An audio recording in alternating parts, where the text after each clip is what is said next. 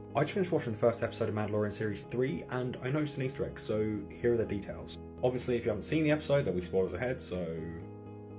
Okay, let's go. Now I imagine a few people are wondering, what are these blurry figures here that are obviously massive compared to Din and Grogu's ship there while they're travelling at light speed through hyperspace? These are actually space whales called purrgil. So if you've seen Star Wars Rebels, you'll know what the purrgil are and kind of everything about them, but if you haven't, then I'll give you a brief breakdown. The purrgil are a sentient species of whale that live in deep space and travel through and at hyperspeed. Through their natural ability to travel through hyperspace, they are actually the inspiration for sentient beings that we know throughout Star Wars and ships and things to develop the technology to have hyperdrives and travel at light speed. This is the first time we've seen purrgils in live action. Other than that, we've seen them in Star Wars Rebels, as you can kind of see below. Now here's where I think it gets really interesting. Ezra Bridger was actually able to create a force bond with the purrgil and persuade them, encourage them to attach themselves to Thrawn's ship and shoot off into hyperspace with Thrawn's ship and himself kind of sacrificing himself, which is the last time we actually saw Ezra Bridger.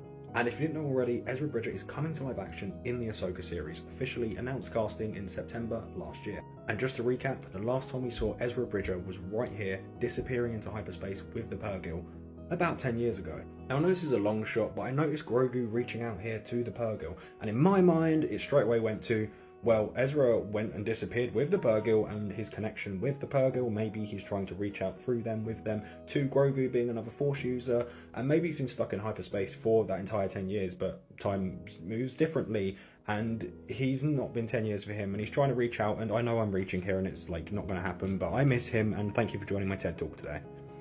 That's it. There's no further information. There's some information on the purrgil there if you haven't watched Star Wars Rebels, and if you've stayed this long you probably have because Ezra Bridger, and I'm too keen to wait until he shows up in Ahsoka in the fall, and they're obviously not going to randomly show him or any kind of stuff like that in Mando, but I'm reaching here and I miss it, so